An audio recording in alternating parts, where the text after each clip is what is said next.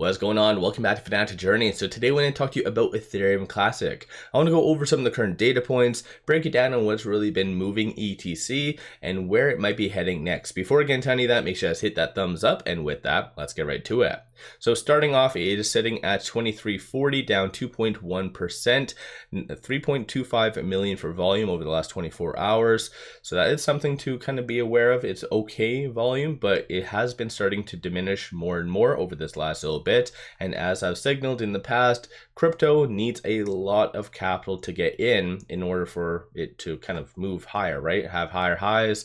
And as of late, the fear and greed index right now is at 44, so under the fear category. So people's appetite for risk isn't necessarily there. There's a lot of fear in the market, and we're going to talk a little bit more on that because, in my opinion, that's one of the biggest things why ETC is going down. But it's not necessarily just ETC. As you can kind of see, it is ranked number 26 based on market cap. So it's kind of going down in correlation with its peers. So like I said, it's more of a broader kind of scenario, not just ETC specific. So just kind of be aware of that. And so right now, I always like to look at kind of rotation of capital, whether it be in money markets or just essentially equities or crypto. And so right now, it is at record high numbers in money market. So that shows that people would be rather earning 5% than risking it in equities or crypto, even though crypto has been doing relatively good. So over this last 1 year, it is up 29.94%, but I guess that's all relative because over the last 1 month, it is down 25.52%, but still people would be rather earning that in money markets because it shows sentiment.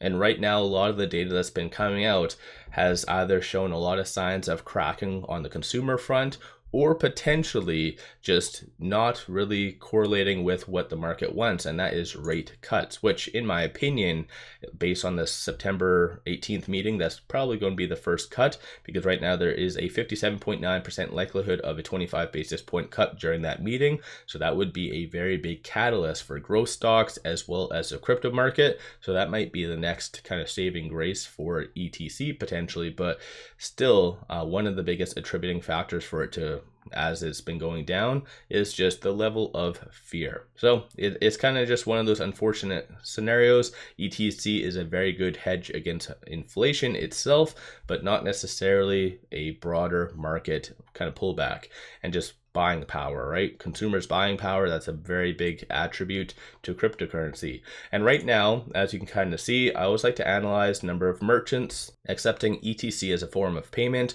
So far in June, there was a increase of 5. So currently 1,263. Looking at this chart, you do see a nice growth. It's starting to slow somewhat, as I brought up in my last video, but still this is nice, good growth. A lot of people seem to be very focused on kind of crap coins and whatever else.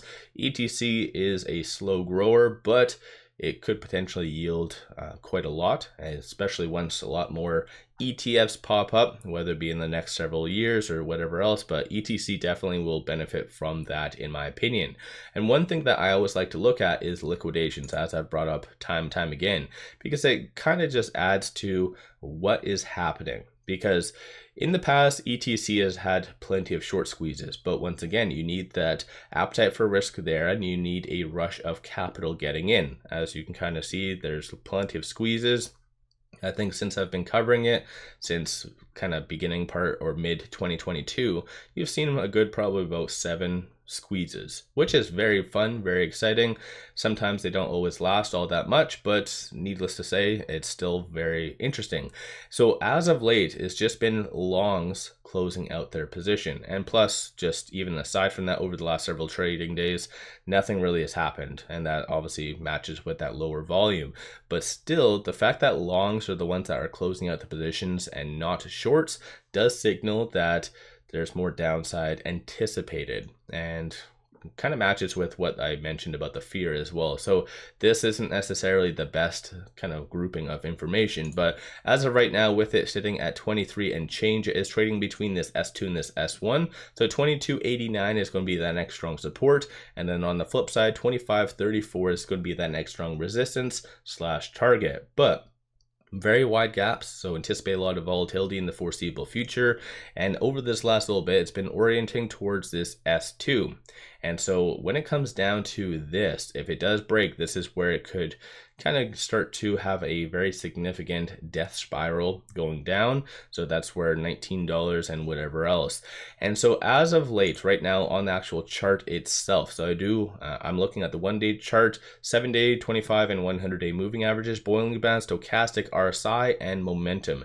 So when looking at the 1-day chart, it's a pretty good representation for at least the next 2 to 3 weeks out. And right now the 7-day moving average has been the saving grace, so bouncing off of that very strong support. If that was to break, then this is where you potentially could see that low 20s, and once again, if it does break below this point right here of this S2, then this is where things could get very, very real. You do start to see on the stochastic RSI, it is considered overbought. And this is typically what does happen if you're having abnormal buying. And again, that's kind of correlated with that 7-day moving average, that very strong support. But once this does start to pull down, get from very overbought to potentially now maybe neutral, if not oversold, it will result in the price going down itself. And looking at the momentum indicator shows that nobody's really buying it. And again, I'm looking at the 1-day chart. Anything below 0 does show that is kind of losing more buyers than what is gaining. So it's just in one of those weird slumps right now, and I think some very, very good data does need to come out to really kickstart this buying once again. But right now it seems to be just people are maintaining their position, not really doing all that much. And like I've said in previous videos, I like to look at the 4-hour, 1 hour, because everything feeds into one another, right? The 4-hour feeds into the 1, and then the 1 hour feeds into the 4. So looking on the 4-hour right now, this is where you are starting to see more of a breakdown. So it is below all the key pivotal moving averages, lower percentile of the Bollinger Band. So no doubtably that is going to roll over into the 1-day, probably breaking it below that very strong pivot point that's been holding it up.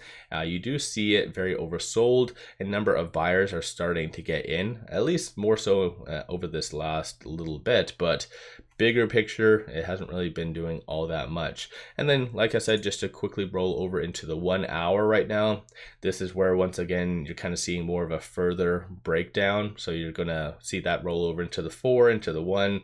It's just a very unfortunate thing. I still do believe in ETC, still have my average of $44, haven't averaged down, haven't done all that much.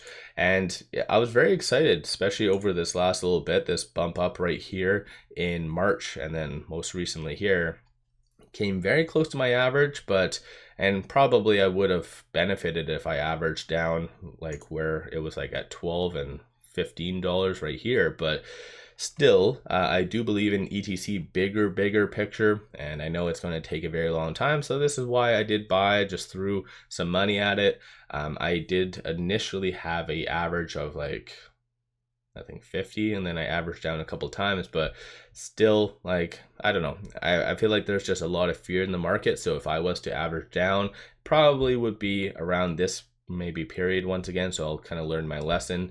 But still, you guys do whatever floats your boat. You guys do your own due diligence at the end of the day.